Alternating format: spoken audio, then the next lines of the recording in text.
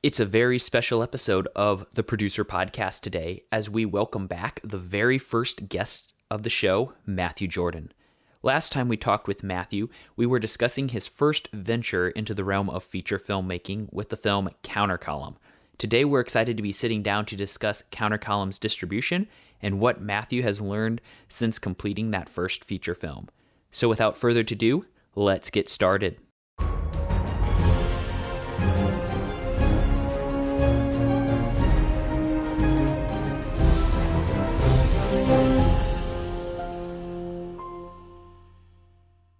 Thank you, Matthew, for coming back on the show again. Yeah, such a pleasure to be on the show, and I love listening to the podcast. It actually has helped me grow as a producer, so that's awesome. Thank you so much for putting it out there for everyone. Oh, not a problem. It's been really fun to put it together and just network with everybody through the process. But yeah, absolutely. So I think it's been, honestly, I think it's like 2.5 years or close to 3 now since we recorded that original episode. Wow. With you. Man, what made you do me as the first one? I think, honestly, it was just like young feature film person. Like, that would be cool. Like, you were one of the few people I knew who had produced a feature film that would totally be willing to come on my show as a nobody. Absolutely, man. Absolutely.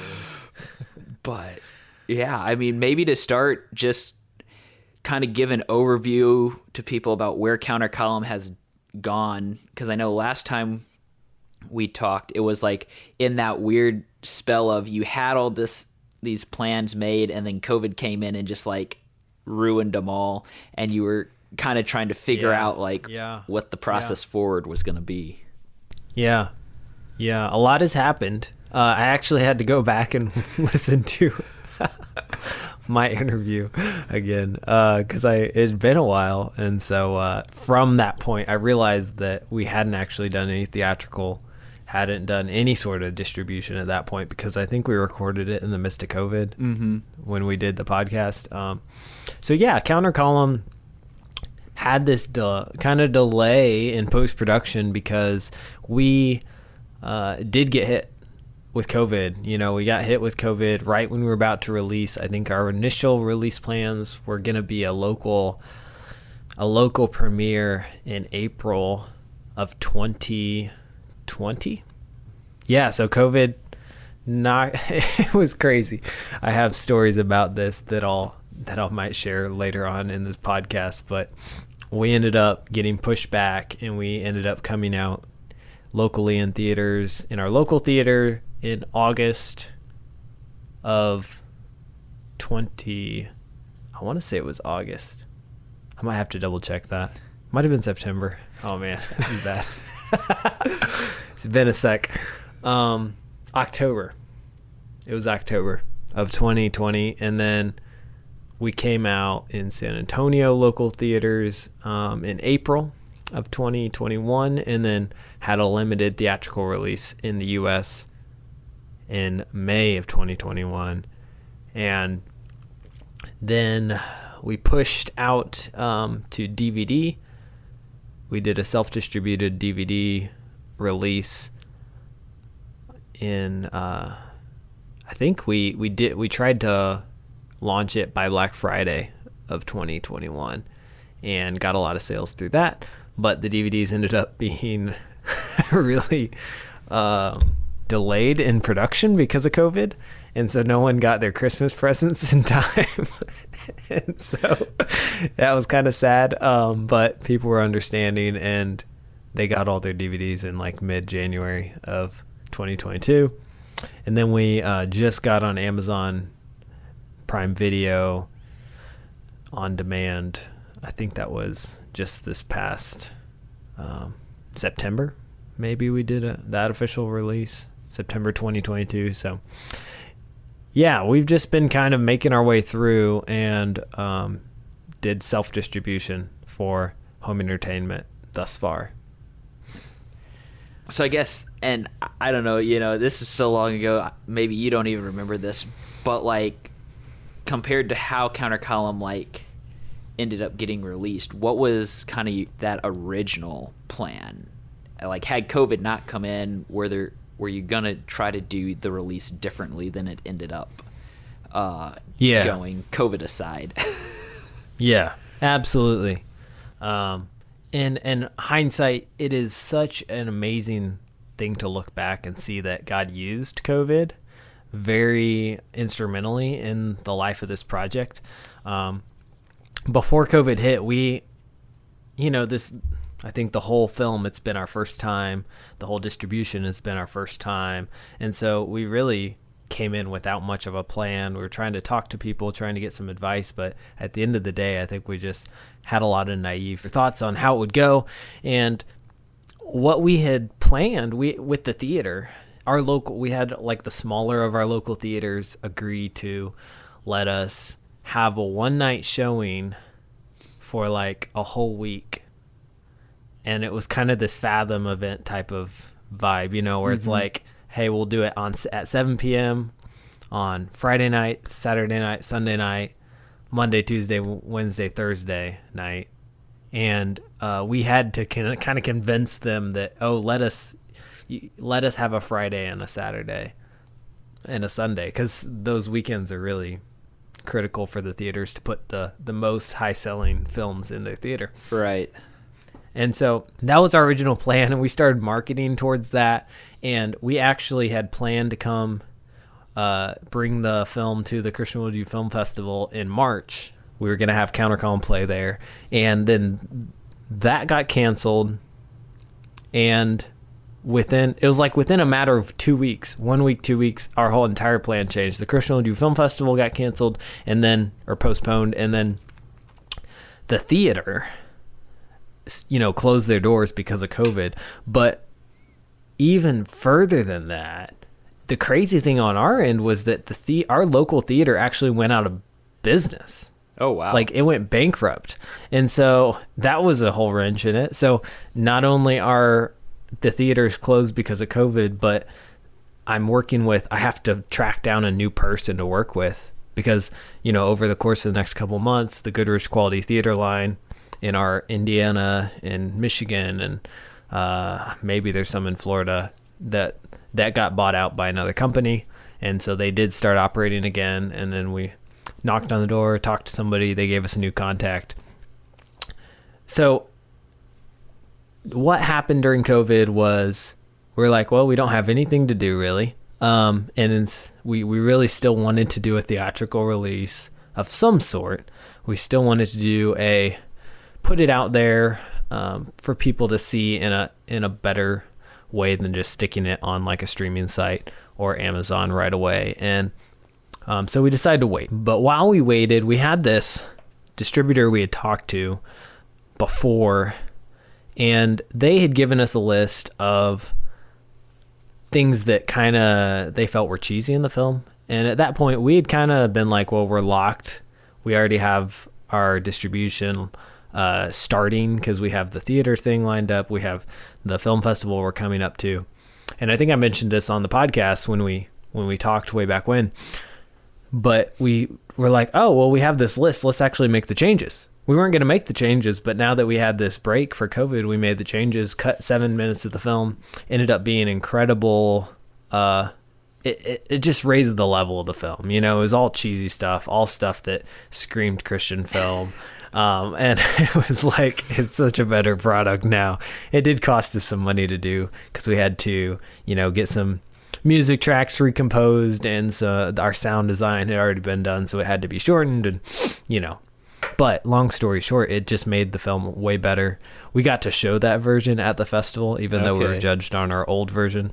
We did go to the Christian Worldview Film Festival that year in August, I think, and that's where we were blessed to win Best Gospel Presentation, Audience Choice Award, and runner-up to Best Music.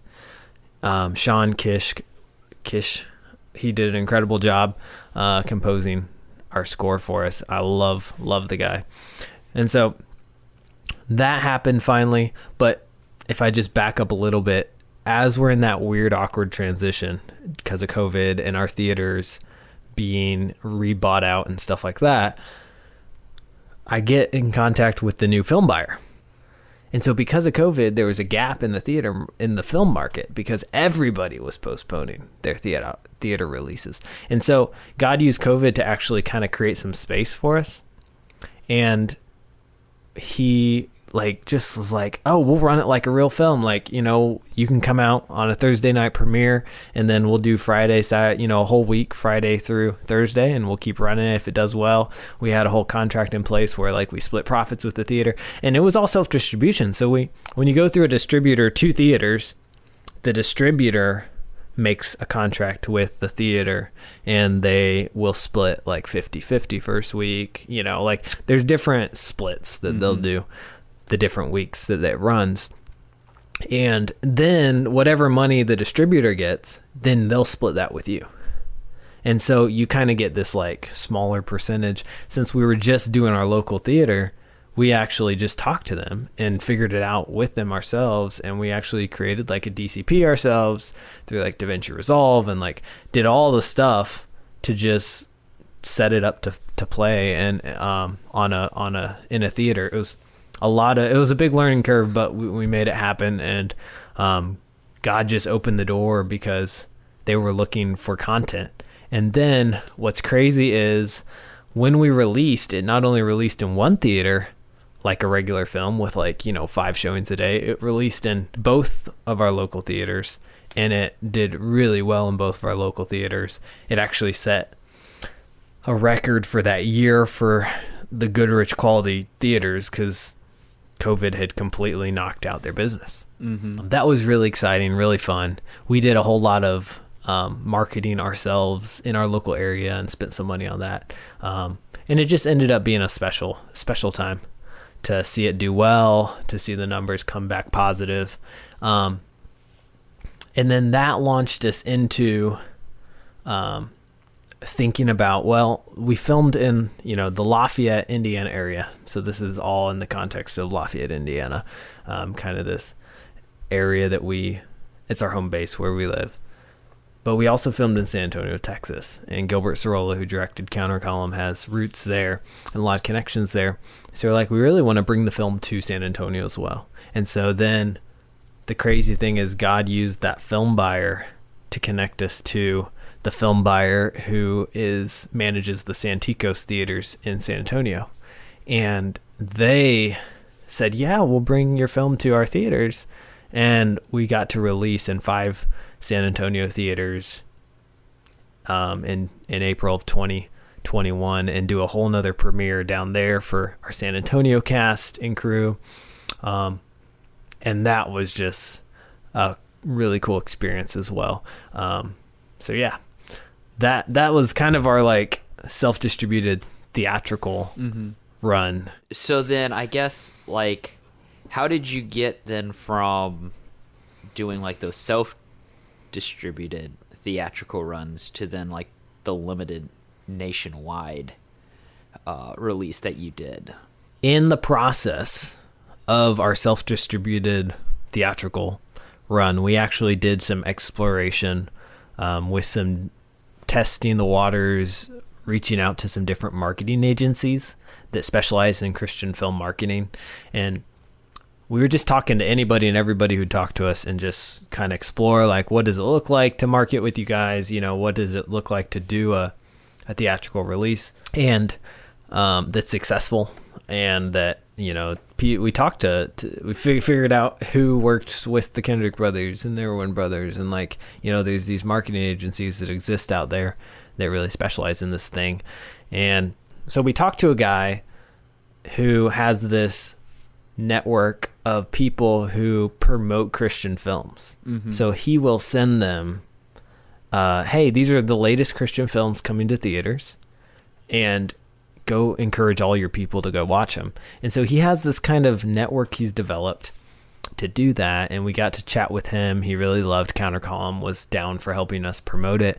And then he was like, hey, I have this company that's looking he networks pretty well. He knew this company that was looking for Christian films to put in theaters, and they wanted to specialize as a company of just pushing out theatrical releases of independent films. And so they're trying to get their feet wet in the Christian space. They saw Counter Column, they loved it, offered us a really great deal to put it out in theaters, and we prayed about it and thought, hey, we'll give it a shot. They were able to get us into, I think it was 49 theaters at one point around the U.S., and that happened in May of 2021. And so it was just kind of a connection, and it seemed like a good opportunity for us. It was just the theatrical window, so we weren't like signing on for home entertainment as well, and that was an attractive offer to us. But kind of still sticking with your theatrical, because I know I helped as like kind of one of the local people marketing the film when it came to my theater. You had like created these digital press kits that people could get, that had the trailer. It had stuff they could use on social media. And so I'm just curious, like, is there anything you learned in the process of like creating that, of like, well, people were always asking for this item and we didn't have it, I'd create that next time, or this specific one seemed to be what really got us traction, like I would tell everybody to really push that next time. The name of what we made was called an EPK, and it's called an electronic press kit. And so we made one for a general EPK, a church EPK. Okay. And so the general one was like anybody who wanted to. We tried to just customize it a little bit, and I'm not sure if we ended up making a military EPK, but it's kind of that idea that, hey, if someone from the military wants to promote my film as a military film, and they aren't necessarily into all the Christian stuff, like their reach, their audience would care more that it's a military film, which, to be honest, a lot of military people have watched Counter Column. They love it, and they think it's realistic, and the Christian stuff doesn't even like bother them, even if they're non-believers, which is awesome. Yeah, it's awesome. So like we might make an EPK that highlights that, it was directed by a veteran, and something that just kind of focuses more on the Army element. If I took it a step further down the road, you maybe throw in some videos and pictures that relate a lot to that. We interviewed a few veterans that had seen the film, and they gave their thoughts on it, so that would be a perfect piece to put in there. Also, like our trailer, we had two different versions of our trailer. One was more Christianese, I guess, Christian-y trailer, and then one, it had like a hot pop Christian song in it, and then the other one was a lot more like raw, and it didn't give as much away too, which is kind of cool. I kind of like that trailer better in that sense, and it had our original music and all that stuff, but it just depending on your audience, one will come and see it if it has all those Christian elements, and then another audience will come see it if it doesn't have all those Christian elements in your trailer. And then like a church EPK, which is really your main marketing for Christian films, the churches, someone in their church who's willing to like promote your film to their congregation, to their small group, to their ministries they're involved in, that church EPK would have the trailer with the Christian elements in it, the kind of just some things that highlight more of like our heart behind the film. I think we didn't get video content into our EPKs soon enough. Okay. And I think there's kind of two big things. One is, and this came from, this finally clicked to me when I listened to Kevin Peoples' interview on your podcast. It was that we didn't ever make a like heart of Counter Column video, like the heart behind Counter Column. A lot of people who follow us on social media for Counter Column they know our heart, like the original promo video for Kickstarter really explained our heart behind why we made the film, but I think we lost sight of getting that out there for audiences to see as we started to promote the film more. Well, we did a little bit of it, but we never really put together a strong video piece that was more of a detailed interview of us talking about like we want to see people come to know Christ and we want to see the church encouraged to evangelize and stuff like that. So I feel like that vision piece could have really helped everything, and it would have really helped our promoting. But then the other thing, and maybe you will chime in and testify that this was true, we didn't have enough time for to like effectively promote for our release. Okay. So like, I don't know if you remember, but it was like you probably heard about it coming to your town, and then it was like 1 or 2 weeks later and it's released. Yeah, so for a lot of the people that were in the first batch, it was like, and the people in the second batch, we didn't even know necessarily that, oh, it's coming. And then like the first batch, it was like, we just didn't get it out soon enough. We didn't get the connections made soon enough, or the electronic press kits sent out soon enough. And we didn't really have the adequate time or the money or the personnel needed to really like market effectively for our limited theatrical release. You just don't realize how much of a theatrical release is about the marketing. And so, for example, the best the film ever did was our local cities.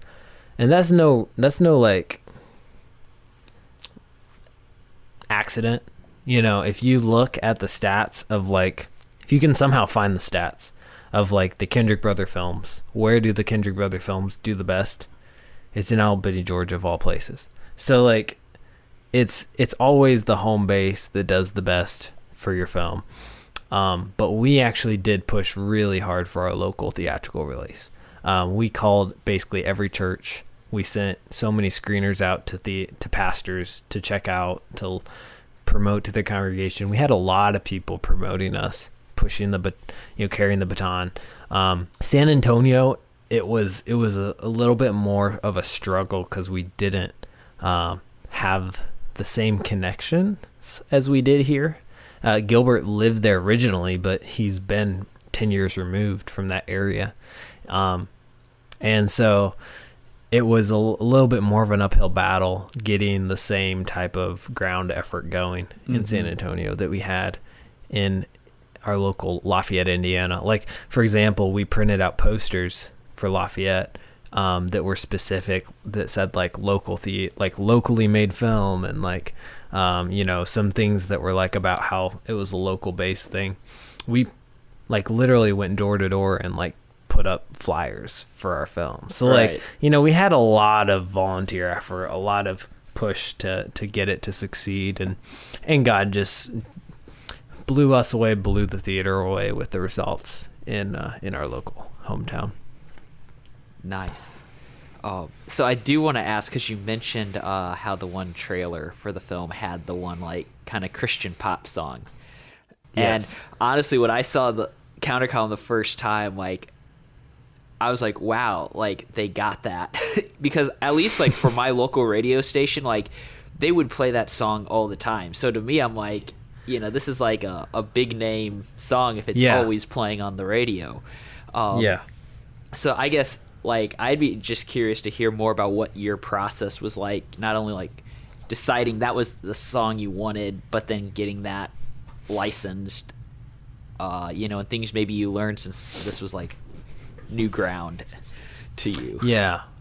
Oh yeah. It was all new ground. It's like a hard thing, but also a cool thing, because you realize how much is possible when you're trying to struggle through all this for the first time. You're realizing like, wow, I can actually do stuff like this and get it like a actual song in a movie. And but then the downside is like, I have no idea what's a good price for that. And like, I'm sure we probably spent more than we needed to on it. But so there's this thing, it's called sync licensing for music, and there's two sides of it. There's the master license and the publishing license. And when an artist will write a song, they are the publishing side. Okay. And so they own the rights to their song. And so they own half of the song, basically, like half of it. It's an interesting it's an interesting situation in the music industry. It really is, because Yes. basically anyone can take your song legally, from my understanding, and go record it and put it out. But they are like there's nothing preventing someone from covering your song, but you do get royalties off of it. Mm-hmm. And so when you write that song, you're gonna earn money off of it. So someone performs it, like a 9% of the profits, I think, goes to the original writer. Okay. But so you own the publishing side, and then when that artist records the song, so We Are Messengers recorded Maybe It's Okay, and they recorded it, that's called the master, that recording. And the company that puts that master out, they own the master rights. And so when you work on your sync licensing for a film, you actually have to work with both sides of the equation. So you have to figure out who owns the master of the song, and then who owns the publishing side. And if there were multiple writers, which there were 3 writers on the song, you're having to work with potentially 3 companies on the publishing side, in addition to the 1 company on the master side. And so we worked with a total of 3 companies, 1 for the master, 2 for, 2 of the writers were with 1 company, 1 with the other. And it definitely gets complicated when you do, but there's this term called most favorable nation. Mm-hmm. And when you are doing your contracts, there's this phrase that says, if anybody in that pot gets a better deal, that better deal will be reflected to the whole. Because what happens is you pay one price, say you're paying like $4,000 for this song to use it forever in your movie. That $4,000 gets split in half between the master and the publishing.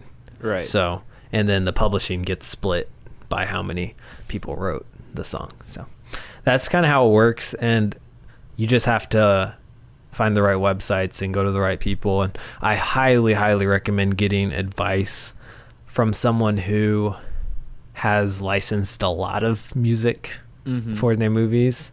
Josh Walsh is probably an incredible resource, the guy who was on your show, because they're going to tell you, okay, don't pay more than this amount of money. You'll probably be able to only pay this much or whatever. We had no idea. So, yeah. But yeah, it worked out. We have licensed it. We had to do 2 different rounds, one initially for 3 years, and then we just finished up negotiations for the final license that locks it in for life. And Nice. Then we had to pay just a little bit extra for use in our trailer. Okay. So I'm curious to kind of get your take, because I've talked to other people on the podcast about the whole like topic of film festivals and like, is it worth sending your film to festivals and stuff like that? So I just kind of love to hear like, one, like what, I know you mentioned the Christian Worldview Film Festival. Was that the only festival that you tried to get Counter Column in, or were there others? And then like, was there kind of a strategy or something behind trying to even just get it into that one festival? I think we wanted to do more than what we ended up doing. I think we did kind of think, hey, maybe we could go to multiple film festivals. The reason we came to the Christian Worldview Film Festival is because that's like our home base. As the Christian Worldview Film Festival and Filmmakers Guild is just an incredible experience, an incredible event. And Gilbert and I actually attended back when we started writing Counter Column.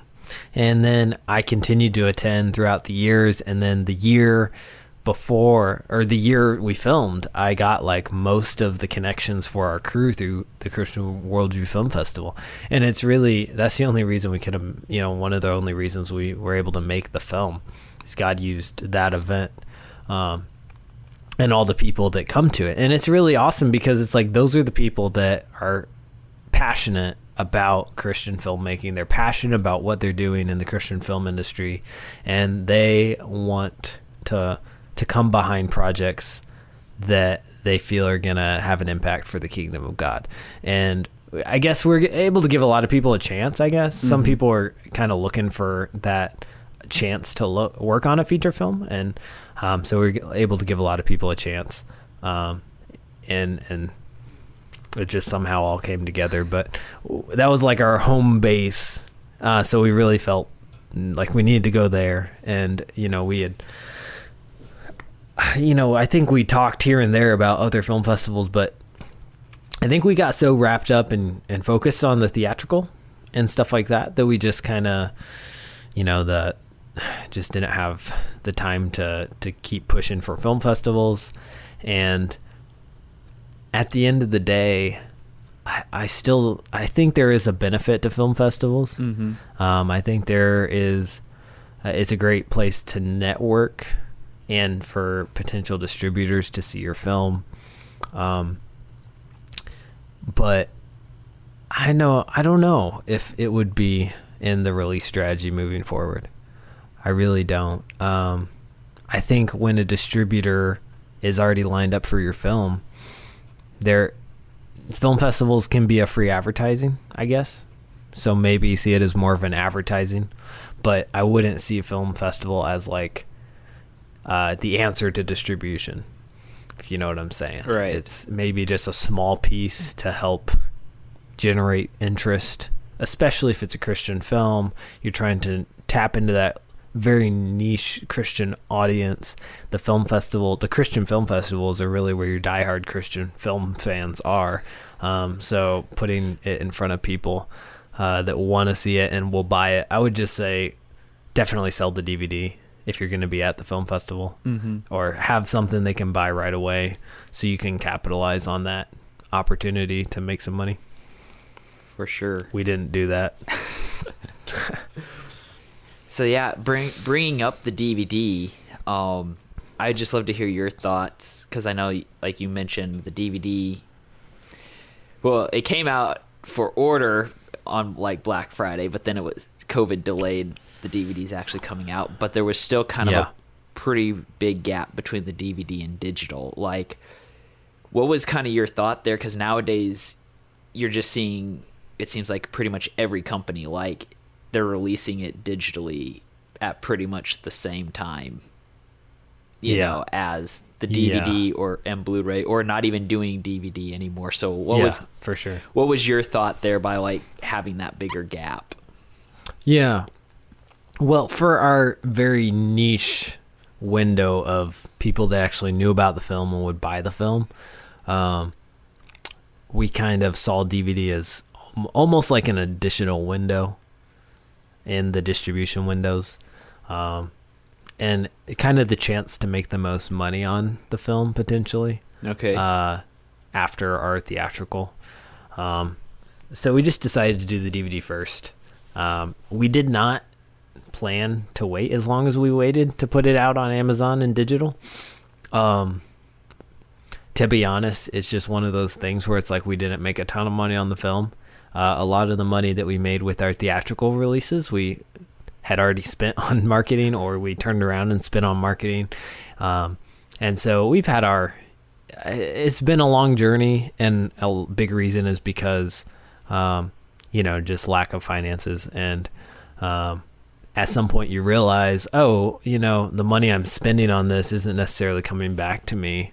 Mm-hmm. And so then it just kind of, you're like, maybe I shouldn't, maybe this needs to be more of a side thing since we're not making money on it at this point. And so I think and this kind of brings up the whole idea of self-distribution, because we decided to just self-distribute for everything except the one limited theatrical release we worked with a company on. Right. And you can do it yourself and you can make a little bit more money, but at the end of the day, if you don't do it well, or you don't have the time to do it, then you're not going to be making that money in anyway. And I just think that, knowing what we know now, we're wanting to work with the distributor from the get-go next time.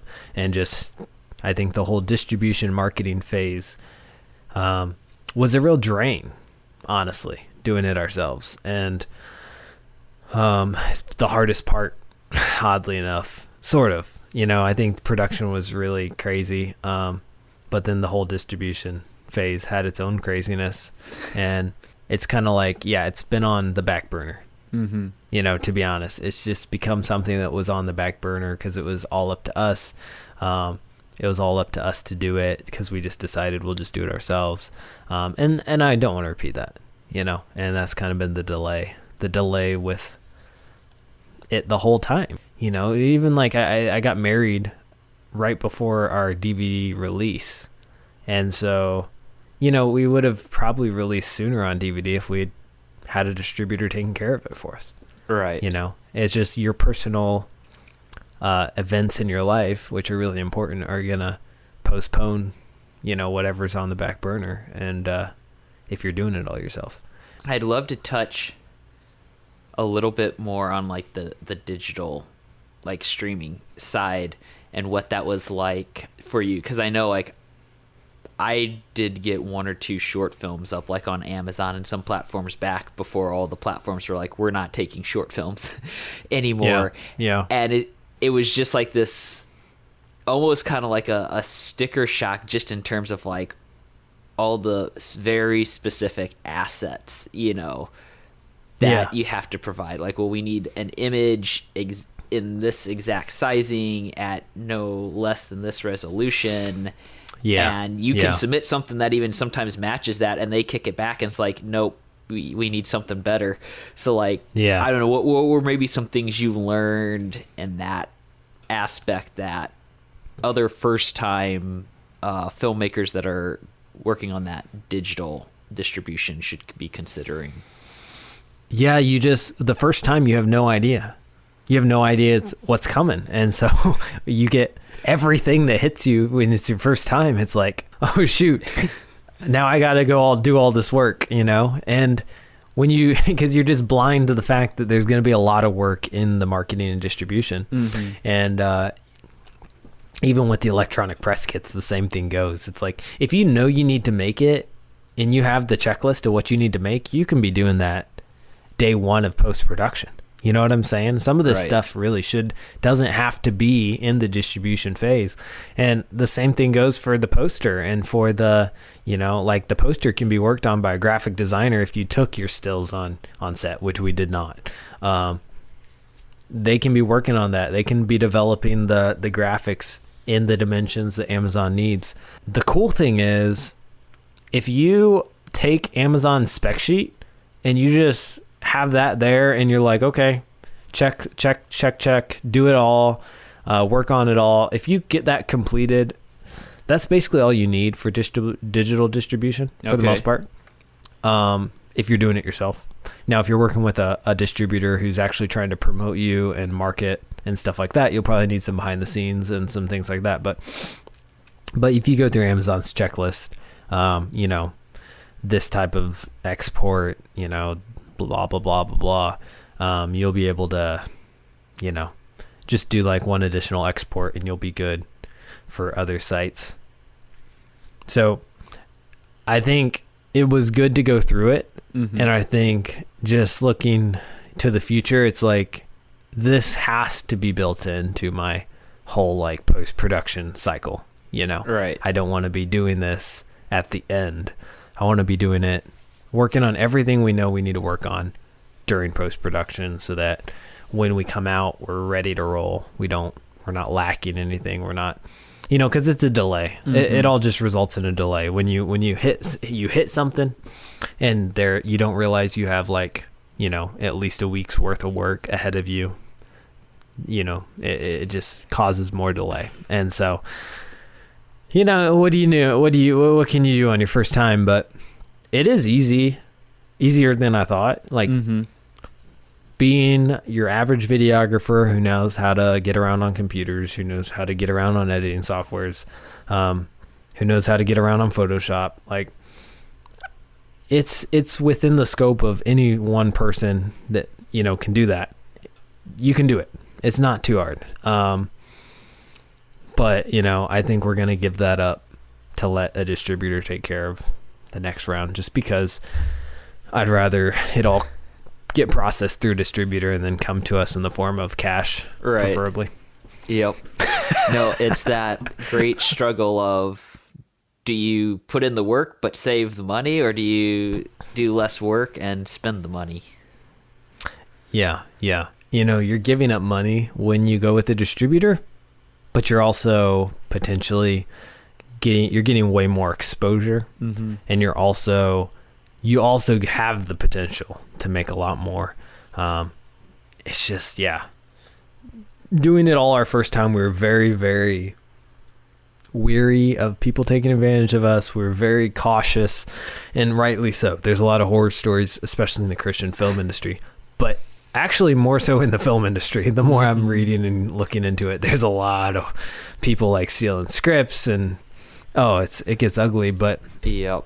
yeah, in the Christian film distribution world, there's a lot of bad stories I've heard from other Christian filmmakers that sadly just they worked with people that have screwed them over, and that's a bummer. You don't want that to happen. You don't want that to be your story, and so I just throw out that, like, you gotta throw this out when you're looking for distribution for your film.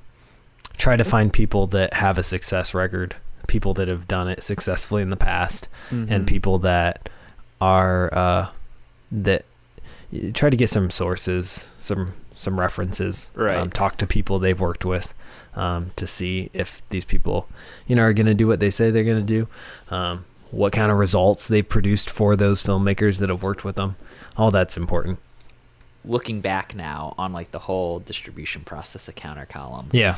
like, was there anything that worked like surprisingly well? Like, you were almost like it took you by surprise, like, wow, that did way better than I thought it was going to do, or something like that like your next film you would try to do that again, unless like a distributor's like, no, we'll take care of that, or something like that. There were a lot of things we did wrong on Counter Column, but there were some things that went well. When it comes to like the filmmaking process, which I know isn't quite your question, but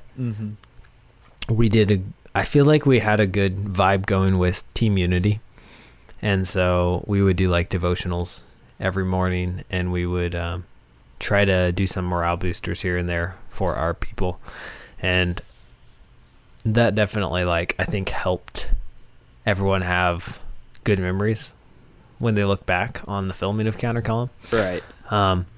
Distribution side of things, I really think we had the opportunity to get a lot of people talking about what they thought about the film, and I think we would do that on a whole nother level if we did another film. So that did go well, getting reactions to people seeing the film. We'd probably produce that earlier. Like, what we did was we had a premiere, and then it came out in theaters the next day, and we had filmed the reaction shots to people, like people reacting to the film. We had filmed it like on our premieres night. Right. We'd probably like spread that out a little so that but we'd still do that, filming people's reactions, putting those pieces together for marketing. I think that does well, helps people connect. I'll just say we'll probably try to do more to diversify the reaction shots. Something we didn't do was have like for the film, since it's military, we didn't have like a military showing, but that would have been great to get people in uniform giving their thoughts about the film, and trying to get a lot of different people, especially in the target audiences you're trying to reach, especially in the, whether it's non-believers, trying to have an early screening for people that aren't Christians or wouldn't call themselves Christians, and getting their reactions to the film. Just stuff like that. Like, it's hard for me not to see ways to just improve upon what we did, but I would just say that was one marketing aspect that I think worked out pretty well. So then, what would be like one piece of advice you would give to another like first time feature filmmaker about the distribution process? Definitely take time to find a distributor. Don't rush that. get very comfortable talking about money, and you got to shoot straight with your questions and just be straight up honest with people in those meetings, those potential distributors, and just say, hey, what kind of numbers are you expecting? What kind of numbers have you seen in the past? What does that translate into what's our cut, with those kind of numbers? And really ask them big time about, are they going to market the film for you? And what costs come out before proceeds are split? And is that cost coming out of the total, or is that cost coming out of our cut? Because they could be keeping their cut and then deducting their marketing costs out of our cut, or they could be deducting their marketing costs out of the total cut, which is a better situation for you. So just, you got to have this these questions and these conversations, and don't be unrealistic in your expectations of your film. Especially if it's your first film, it's not going to make money for you for the most part. Like, unless you just spent hardly anything on it, then maybe you'll make your money back. It's hard to make money off of your first film. It's hard to make money off of a film with no name actors in it, and it's hard to even find a distributor sometimes for your first film. And but they will take it. Like, there are distributors that'll take your film and they'll put it places for you. And that's what we would do if we did again. Just realize, like, any money is better than no money, and it is easy to just call it quits and be done, and you didn't make a single dime. And so it's better to get it out there with somebody, but make sure that they are actually going to be paying you money. I guess distribution, even if you work with a distributor, what I've heard in the indie world is you're going to be a full-time marketer for your film, whether you're working with the distributor or not. A distributor is essentially a placement for your film. Right. And so you got to see it in that context. A distributor is not the answer. It's not the, I'm going to make a ton of money automatically. It's, my film will actually be out where people can watch it easily. Mm-hmm. And so then your job is to help move your audience to go watch it in those places. And so just kind of see that. It's a full-time job to push people to see your film initially. But then you got to realize it's even more of a full-time job if you're self-distributing on top of that. And so I definitely recommend, like, trying to find a distributor. Kind of starting to wrap things up here, I did want to ask, what advice you have as a filmmaker to other producers, or even just filmmakers in general, about the work-life balance realm of things, especially because I know you're honestly probably the closest thing to a newlywed I've had on the show. So my story is, I started dating the love of my life right when we locked the edit for Counter Column, and we were married just a few months after our limited theatrical release. So it all kind of happened during Counter Column, to be honest. And like, Abby is amazing. My wife, Abby, is just incredible. And being married has changed a lot for me. Learning to balance work life and personal life is a challenge. And, I just, because for the first time, it's like someone else is affected when I spend those late nights editing, when I have to go away for a day or so because of a project. And so it doesn't mean like those things can't happen. It's just, I have to be careful that I'm not going to let work control my life.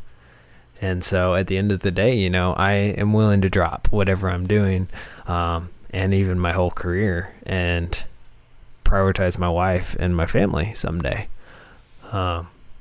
because that's the most important thing. And so, I think as producers, we're used to making a lot of sacrifices for our projects, and so you just got to transition into that willingness to make sacrifice for your family and your wife. And I think what's really helped us in our marriage is communication about our expectations. And so, if I'll try to hear Abby out about, what does she expect for the week? What is she, big thing was our evenings together. She wanted, we like to spend our evenings together. And so being disciplined to work my schedule where I'm getting up early and I'm finishing my work before the evening, and that I'm working while I'm at the office, not just goofing off or getting distracted with busy work. I got to work on what pays the bills and not necessarily passion projects. It changes everything. It changes your day. There's less you can do for free, because you have to pay the bills. You have to provide. And so it's a good transition at the end of the day. I see it as it's making me, especially as I look forward to hopefully making another film eventually, being married it's helping me not get burned out next time. Because I know I have to rely more on other people, which I should have done the first time around, and I know I cannot be behind schedule. I have to be working when I don't feel like working and not procrastinating and being efficient at the office and all these things to adequately prepare and plan, so that I don't, destroy myself and my relationship with my wife when I make another film, and so, it's such a good thing, because I think being married is helping me learn a proper personal and work life balance, when before you're single, and it's so easy, especially as a producer, especially as someone in the media producing space, it's so easy to let work consume your life. Because that's all you have. I got to say no to the long hours at the end of the day. And that means getting people that can help me so that I don't have it all on myself. And as I'm talking about this, something I'm thinking about is that whole idea of being a weak link in a project. I think we've all had these experiences where there's too much relying on us. And at some point it bottlenecks, and we're slowing everything down because there's too much on us. Yeah. And that's something I just really hope to move away from more and more. In my business with MJ Multimedia, I do video work and website design and, and then also filmmaking with Not That Kind of Movie Productions. Hopefully moving more and more away from that. Everything's on me. Everything's up to me. Because that's where you have to make those harder decisions that tempt you to compromise, and they tempt you to compromise your balance, right. your good balance. I don't want to have to work a late night because I didn't get enough help, or I didn't plan my project accurately enough. And another thing too is, I'll just be super honest. I struggle with time management. I'm bad at estimating time. And so when I say, it'll take me a week, it might take me 2 weeks. If I say, I'll be there at 10:30, maybe I'll be there at 10:45 or 11. And that's something my wife is so much better in, is that time management and that kind of inner clock she has. Yeah. And it's a blessing. It's a point of contention sometimes, because, anything you're weak at and your spouse is strong in is going to be a point of contention at times. But I've learned to really, really, really appreciate her sense of time, and I'm trying to let her leverage that for me, and like trying to help. It's a pride issue on my part to like want to control my own life and like not let her have a say, and like, Matthew, that's actually going to take you longer than what you're thinking. And no, it's not. But the more I let her do that, it helps me. It helps me actually accurately schedule myself and schedule my time. And so, it's stuff like that. It's just like, for us, I'm trying to let her use her strength to help me, in that. balancing, that proper balancing of personal and work life, and planning for time off is important. Planning for time off and real time off, like real time away from work, where it's like you don't have your phone or you don't have your laptop. For me, it's probably my laptop, Yeah. I don't have all those distractions of work that if I get 10 emails from a client, I won't know about it, Right. Like I gotta not know about it to not feel bad about not responding to it. And so, yeah, stuff like that, really important. And so it's a process. We're still growing. We've only been married for a year and a half. But God's just been really faithful and he's been helping us. And I've just been thankful, really thankful for my wife. So shout out to Mrs. Jordan out there, if you're listening to this. Nice. So then, and this to some degree kind of ties into the whole work-life balance thing. Yeah. But my final question is, what advice do you have for producers out there about kind of balancing time working on multiple projects? I mean, for me as a believer, my biggest recommendation is really to pray through all your projects every day, to be seeking the Lord about the direction for each one of them. And, at the end of the day, like, I want to know what God wants me to work the most on. And, maybe I'm chasing some ideas that are not what he wants me to do long term. And so maybe some of those ideas I can drop early because I prayed about it and felt more of a peace about this or that or whatever. So really, like, my encouragement is make the Lord a part of your pursuit of multiple projects. Make the Lord a part of your work, make Lord the part of your producing. That's the best way to be an example too, for all those that you work with and those that work under you. If you're the one who's setting the tone of let's pray, and seek the Lord's direction for each and every step, I think people will be more likely to do that down the chain of command. And you want to be convinced at the end of the day, if you work on a feature film, that God's put you there to do that.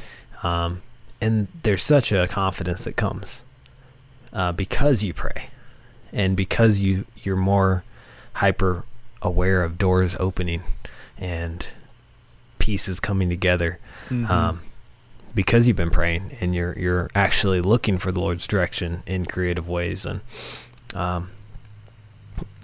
so really, try to hear the Lord's voice for direction as to what projects to focus most of your time on. I am juggling a lot of projects for my video business a lot of times. So I'll be like working on 3 or 4 different things at once. And the answer for time management when you're working on projects with deadlines is like putting in the work that you need to put in.